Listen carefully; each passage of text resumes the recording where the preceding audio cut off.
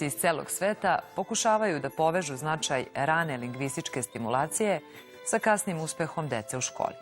Istraživanja dokazuju da način govora, količina razgovora i teme bitno utiču na proširivanje rečnika kod dece i da su jedan od ključnih razloga razvoja budućeg uspeha pojedinca.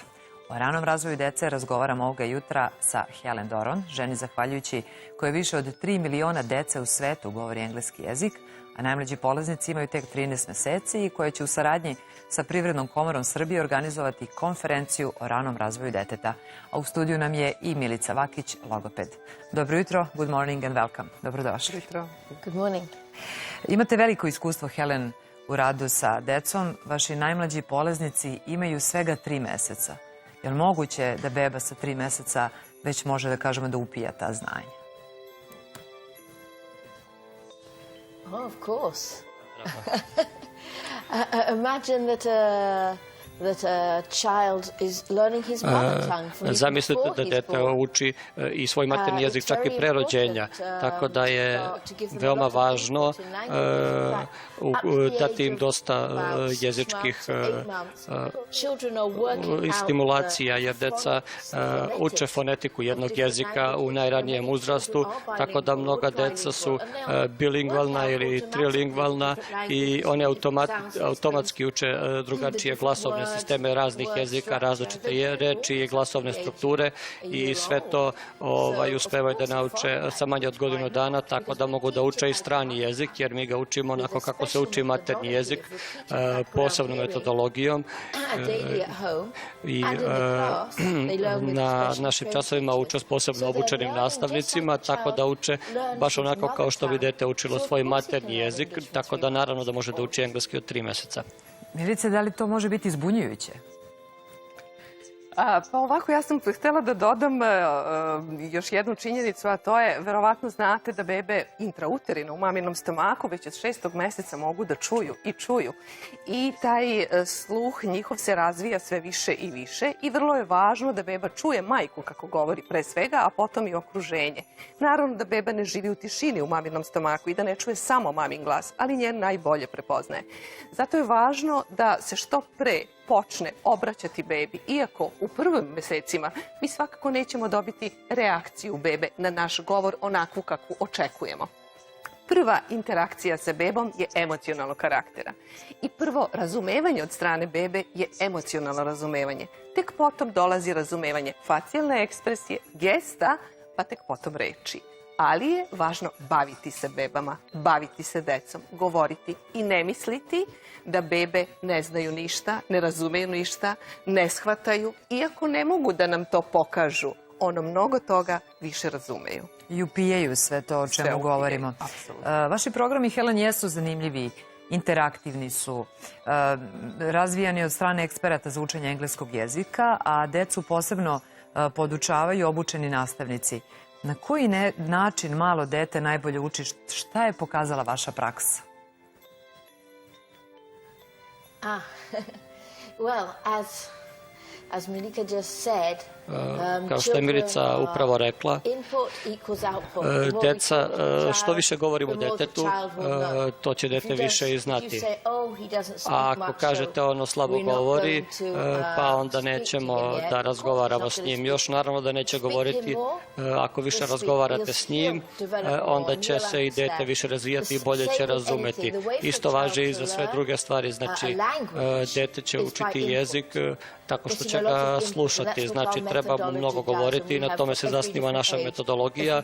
Razvijena je za sve različite uzraste, znači svaka 2 meseca menjamo način, ali u suštini ako hoćete dete uči, najbolje okruženje za učenje je okruženje u kome nema stresa, da je dete zadovoljno dok uči, a ne pod pritiskom, znači treba da se osjeća bezbedno.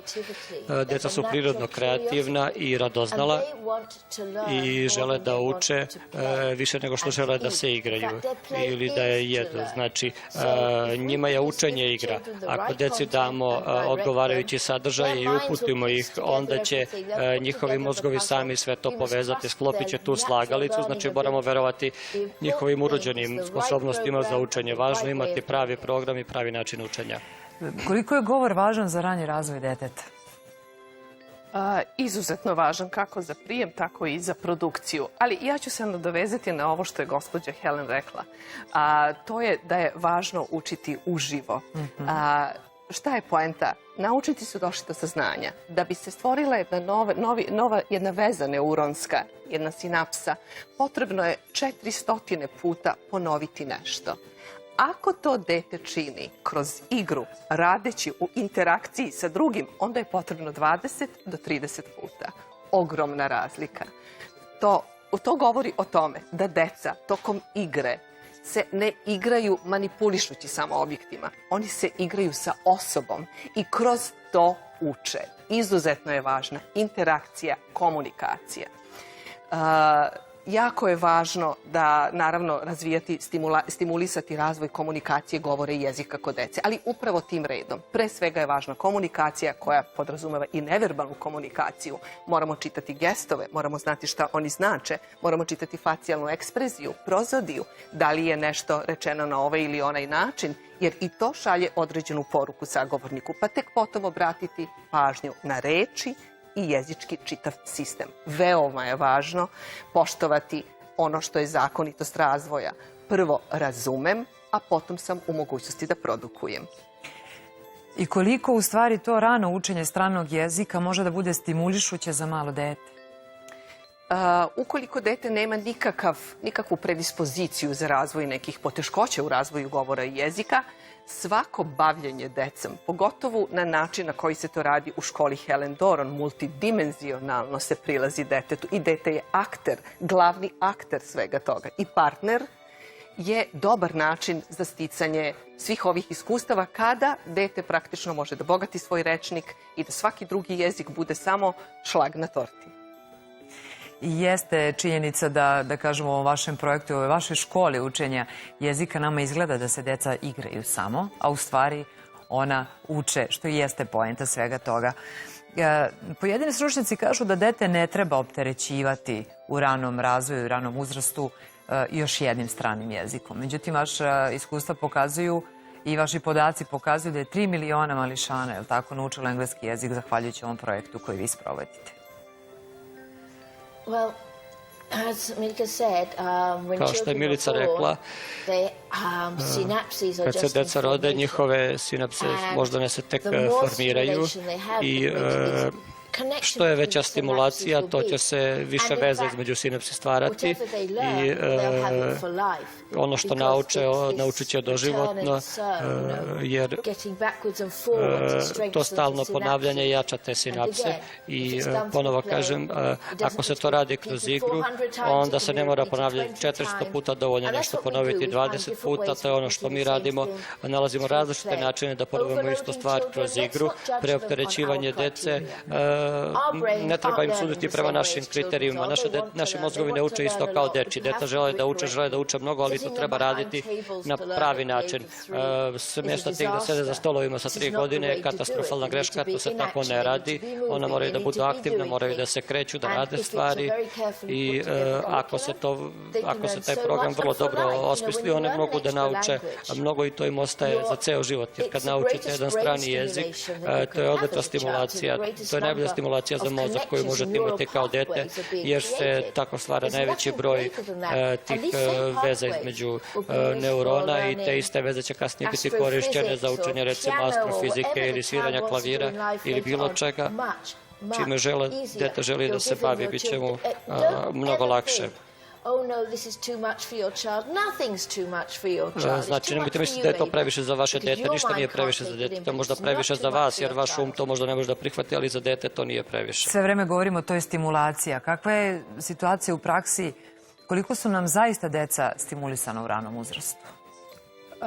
Znate kako, to je individualno. Postoje porodice koje veoma neguju interakciju, komunikaciju, dijadni, partnerski, sagovornički odnos. Izvinite što vas prekidam, vaša praksa šta pokazuje? Da li su, da kažemo, podaci drugačiji odnosno na ranije godine? Naravno, povećava se broj dece koji imaju govorna, komunikativna ili jezička odstupanja, odnosno odstupanja u komunikativnom, govornom i jezičkom razvoju iz godine u godinu. Mislim da je problem raznolike prirode, odnosno različito uzrokovan. Ali sve više dece ima koja teže izgovaraju neke glasove, što je minimalan problem. Ali u anamnezi dobijemo podatak da to dete i sa 3 i 4 godine još uvek ne žvaće čvrstu hranu. Vreme je da se zamislimo, s obzirom da po miljokazima hranjenja dete sa 7 meseci već može da počne da uzima čvrstu hranu. Sa 8 meseci već može da pije na slamčicu. To su neki miljokazi razvoja metoda hranjenja koji nam govore da treba da uvodimo deci čvrstu hranu kako bi razvijali svoj govorni aparat. S druge strane, postoji ta jednosmerna komunikacija. Deca su često izložena ekranima koji ne nude interakciju i koji ne nude proveru onoga što kažu.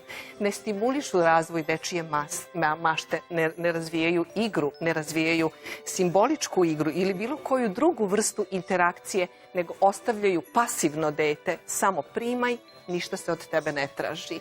Zbog toga je važno baviti se decom, zbog toga je važno stimulisati njihov rast i razvoj, pa i govorno-jezički.